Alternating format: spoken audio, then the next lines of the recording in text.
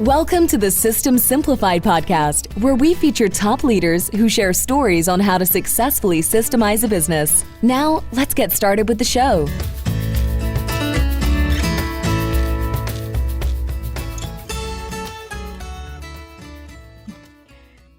Adi Klevit here. I'm the host of the System Simplified podcast, where we feature top founders, entrepreneurs, and thought leaders on how to successfully systemize a business. And today I have Dr. Jeremy Wise of Rise 25, who has done thousands of interviews with successful CEOs. And we've flipped the script, and he will be interviewing me today. So Jeremy, over to you. Thanks for having me. I really appreciate it. I always love talking to you because you are a wealth of knowledge when it comes to systems, productivity, operations, and it's like the non-sexy stuff that actually makes things work. And so we're going to dig deep into, I'm going to just try and extract as much stuff out of your brain so it can help business owners and executives. Before we get to that, I just want to tell people this episode is brought to you by Business Success Consulting Group. And I know what you do there is you create custom processes and tailor-made management systems so the businesses can actually thrive. You know, you and I both know businesses, they can't survive without workable systems and well-documented processes. So it's essential. And I know you take care of all of that for people. And some of the things that are floating around, if this thought is floating around in your head, it floats around in mine too, which is I can sleep at night now. When you have systems, I can expand now. I can sell my business now. So if you actually want to extract all the stuff out of you and your staff's, the knowledge in their head and get it on paper so anyone can follow it, then go to bizsuccesscg.com or email them at info@bizsuccesscg.com and email them. So Adi. Yes. Now, when I think of industries, there's a lot, every industry needs systems, right? Every industry. But let's talk about one in particular. And there's, you help people in construction, manufacturing, professional services, recruiting, but let's take construction for a second. Okay. There's a lot of moving pieces with construction. What are some of the pain points when you think of a company that comes to you in construction? What were some of the pain points they were feeling? Okay. So, there are two companies that we work with. There is a company that is growing and scaling and they want to scale up. They want to get to the next level, and they know that they need the processes and procedures in order to do that. The other kind of company is also a successful company, but they are looking into some kind of a transition, whether selling the company or there was already a change in ownership and the new owner comes in and they don't have documented systems. They go, okay, so what if the key employees are going to leave and what am I going to do? So they need a knowledge transfer. So those are the two kind of companies. So let's talk about the first one. Let's talk about the construction company that is growing, scaling, doing fantastic, and they want to get to the next level. So let's say they get to a certain level. You have the owner. He or she usually are involved within the day-to-day operations and actually doing usually I see the owners doing the estimating, the bidding, the selling, right? They are the rainmakers. They bring it. They definitely, that's an area that they don't want to let go. Or the owner is still doing some, hopefully they got to a point where they don't have to be in the field, but they do supervising or they're involved in some way. So the pain point is the owner or the key personnel, they want to extract themselves from the field, from the day-to-day operations, and be able to concentrate on the company and grow the company. So that's why they come to us, because they recognize that they need those systems in order to get to the next level. Is there a psychology there, Adi? Because I feel like, sometimes the rainmakers feel like I'm the best. I'm the only one that can do this. Do you help them overcome some of that? Or by the time they get to you, are they already at that point? Like, okay, I know I can't be doing all this.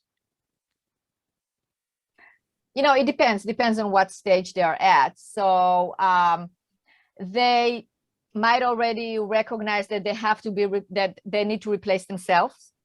So let's say they work with another consultant, another coach. Like for instance, there's a company called Less Doing, Ari Meisel.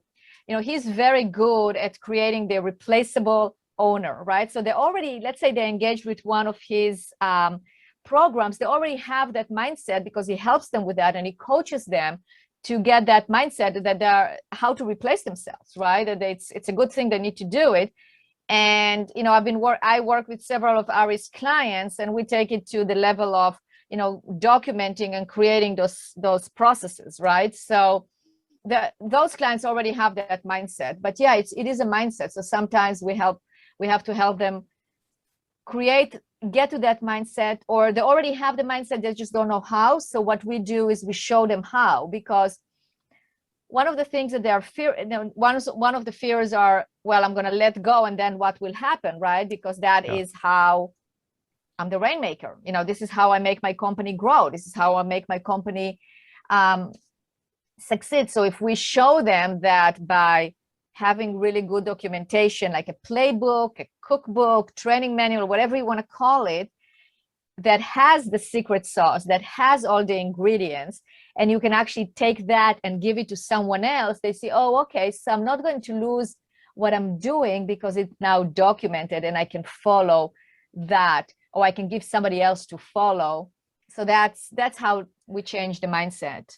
Yeah, it's interesting because really people think, oh, well, like no one else could do this. I mean, some people do, right? No, it's my secret sauce. I've been doing this forever. But you probably, when you work with these people, you basically take everything out of their head, put it on paper. When you put it on paper, like, oh, I guess someone else could do a lot of this, right?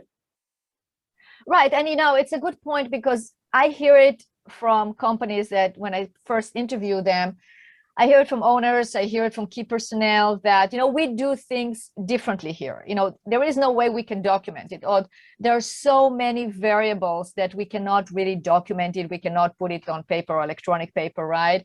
So that is our superpower.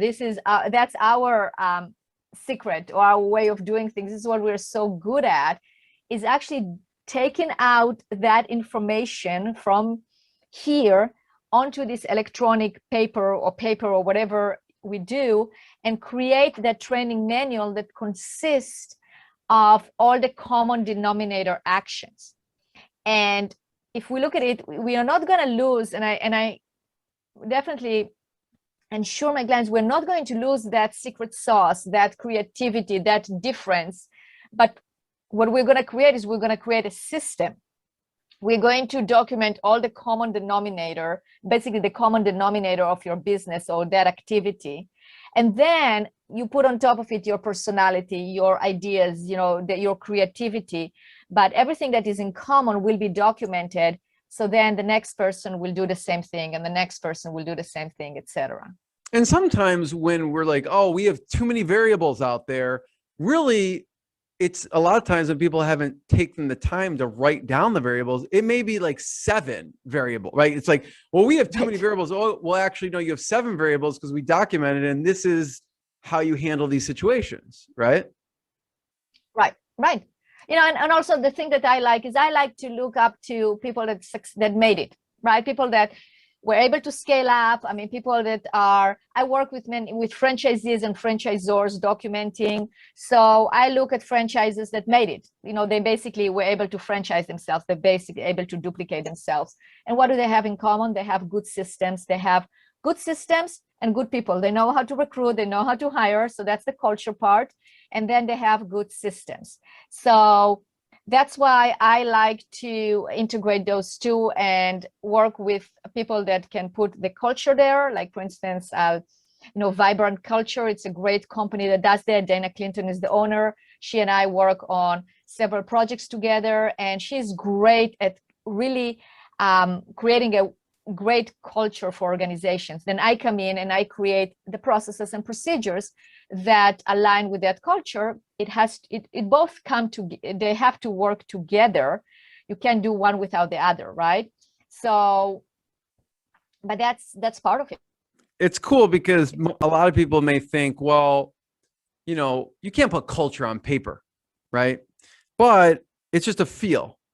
But there are specific steps that companies do to provide a good culture, as an example. So I'd love to walk have you walk through your methodology a little bit, Adi, which is, okay, so the construction company comes to you. They may have all these fears. They may have all these pain points that they're experiencing, which you mentioned.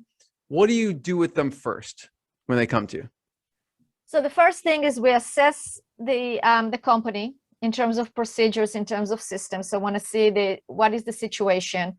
I really want to understand what is the deliverables that they're looking at. Like why? I ask the why. Why do you want a training manual? Why do you want that cookbook or playbook? You know, what is this? What is the reason behind it? And once we identify that, then we establish what area we're going to work first. Where are we going to start? Because, you know, you look at the organization as a whole, and it can be overwhelming. It can be, and we're probably going to talk little bit about later about why people cannot ever, I mean, they see it, let's say 90% of the people have a hard time starting those projects by themselves and completing them, right? One of them is because it can be overwhelming. You can see the entire company and where do I start? So I have a very specific questionnaire and very specific method of identifying what is the area that we need to start at. And I like to, again, break it down into quarters. So what are we going to do in the next 3 months? You know, let's make it very doable. So I don't like contracts that last for years. You know, this is like, okay, let's look at the next 3 months.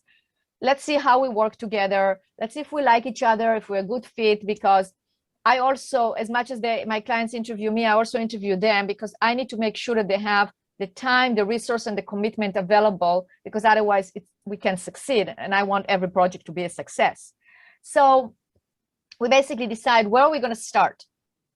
And once we identify that, then we basically map the processes that for that area. So let's say we decide, let's take construction. Usually when I assess construction companies, they would like to start with the sales or estimating, because that is the core of the business in terms of what the owner is probably wearing that hat, that want to pass that hat. So let's decide that it's going to be in the estimating department. So we're going to start there.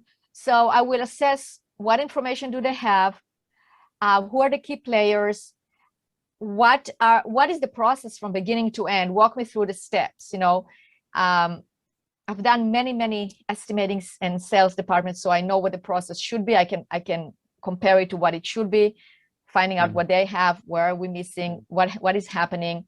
They might be working with a sales consultant, which is great because then they are creating the process, but then we'll come and document it and then help implementing it. So we identify the area, we identify the process, and then we run it as a project. We decide who is going to be helping us with each part of it. And who is going to be, basically the question I like to ask is, who on your team would you like to clone? And they tell me, and go, okay, so those people are going to participate with us in the project. And then we interview, we basically set working meetings where we interview the key personnel, we assess the information that they have, we ask them to walk us through, basically train us as though they're training a new employee. We ask a lot of questions and we gather the information. I really like to record the meetings so we can then take a look at it and extract the procedure out of that. So then we create the procedures for them, or they write it themselves, or it's a combination. So we have 3 levels of engagement there. And so but we always edit and qualify the procedure, like in terms of like making sure it's written in the right way. Some of our clients want us to teach them how to do it. So we'll go over best practices on how to name the procedure, how to, what's the voice, how you write it, is it like an order, okay, create this and this, or do this and this, or we say the estimator will do. So we make sure that the communication is very clear and written in the same way.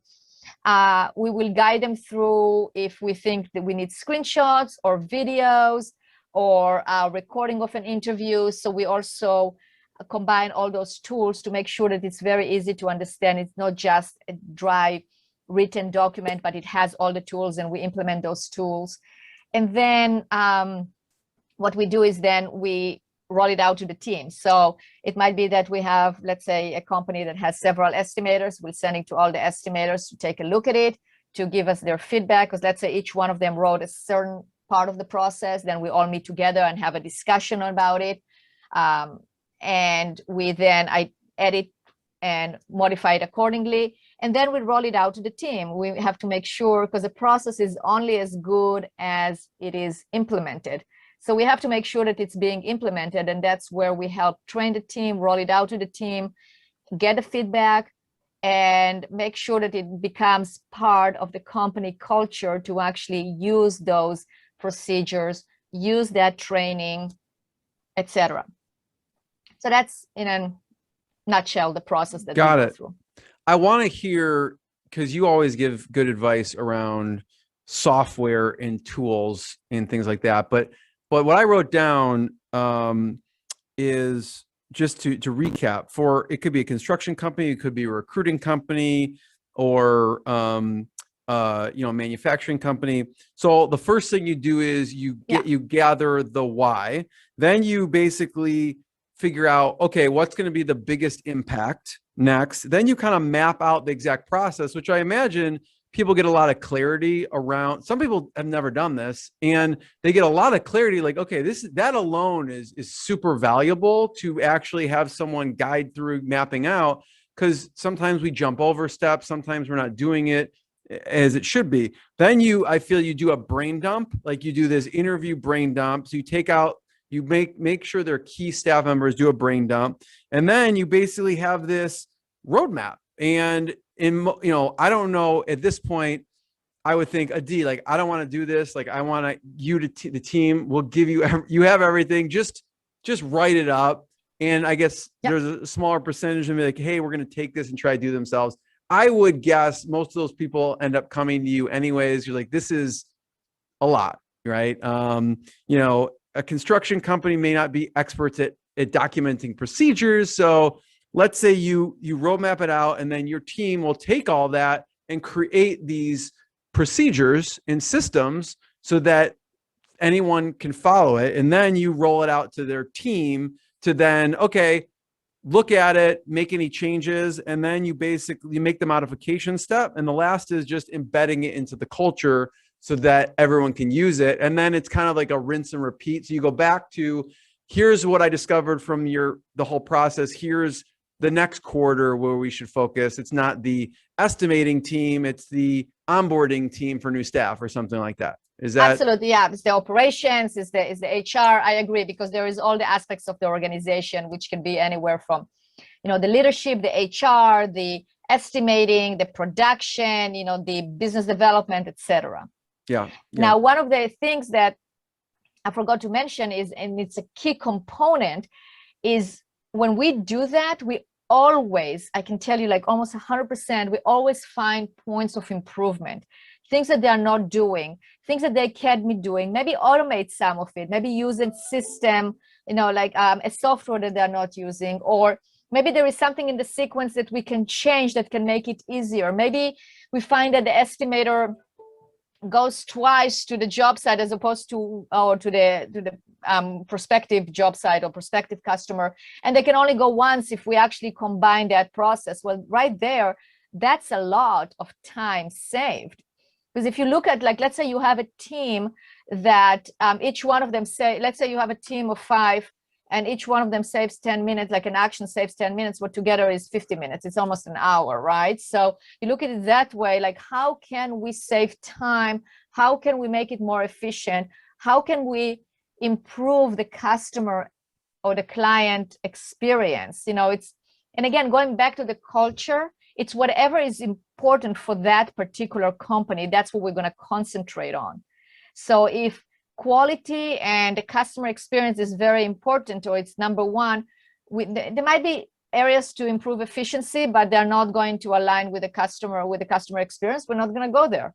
But there might be areas that are, and we're going to talk about those.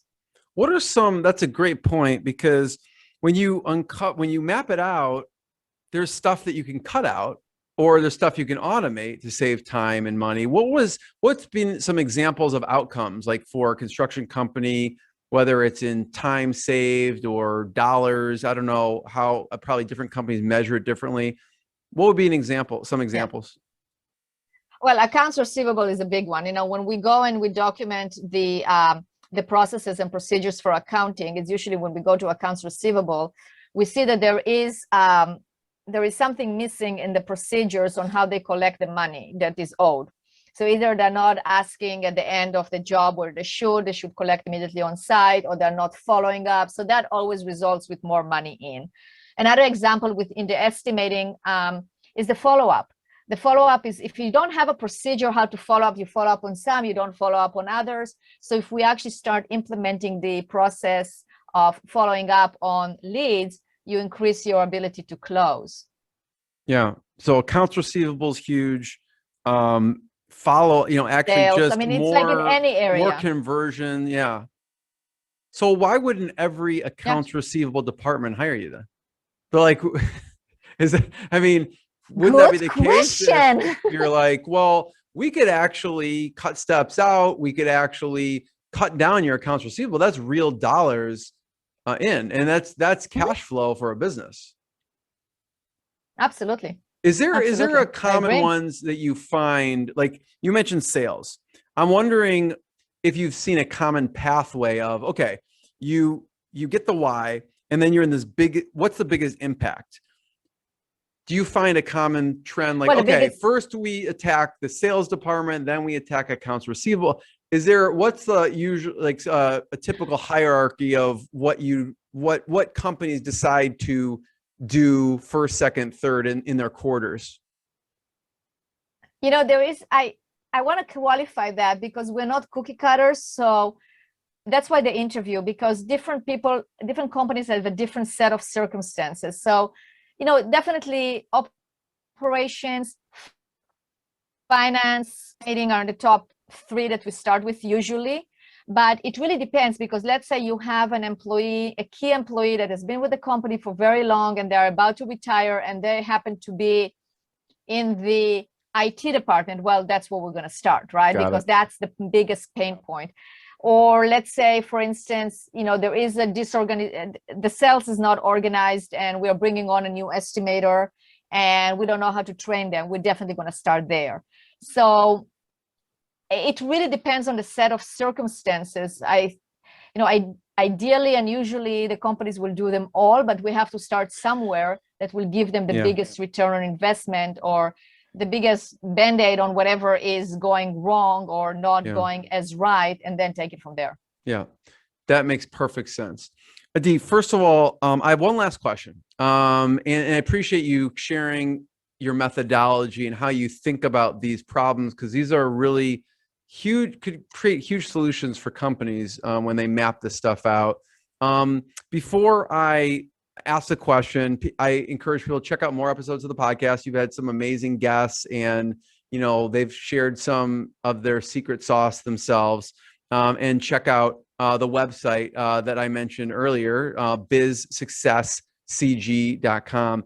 The last question, Adi, is about software tools and maybe people you admire in the productivity space that, because you have a lot of knowledge swimming around in your head. So what are some of the software tools or people in the productivity space that you really respect?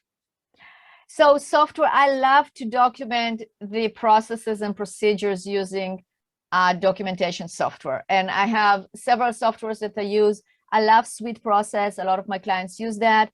I like Whale, WHALE. So use whale.io. That's a newer software, but it works great. And I also have clients that use that. It's very flexible. It's very user-friendly. And there are others, there's Process Street, etc. So there are definitely companies out there. And I always, I have knowledge with those different softwares. So I advise my clients which one will be the best fitted for their needs. So that's something that I love doing. I love researching it and finding out.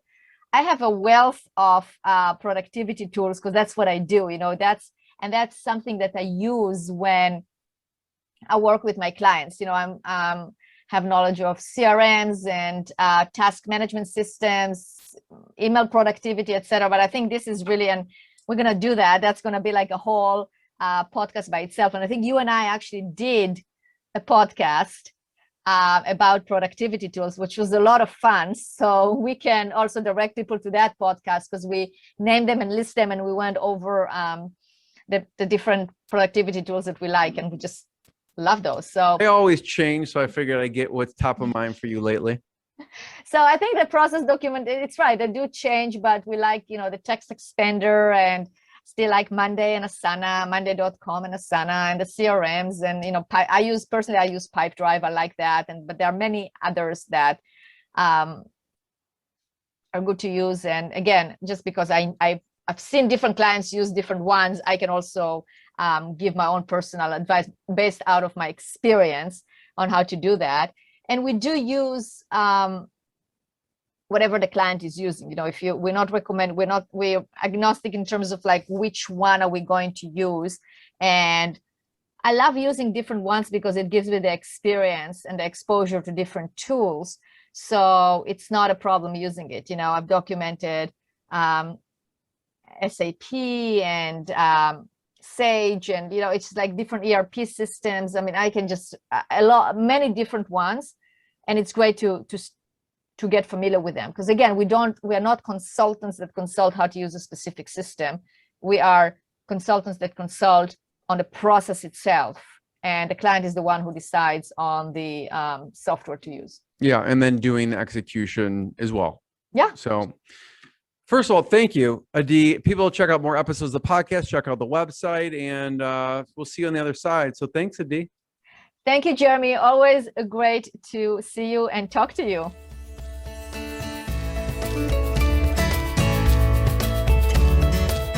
Thanks for listening to the System Simplified podcast. We'll see you again next time, and be sure to click subscribe to get future episodes.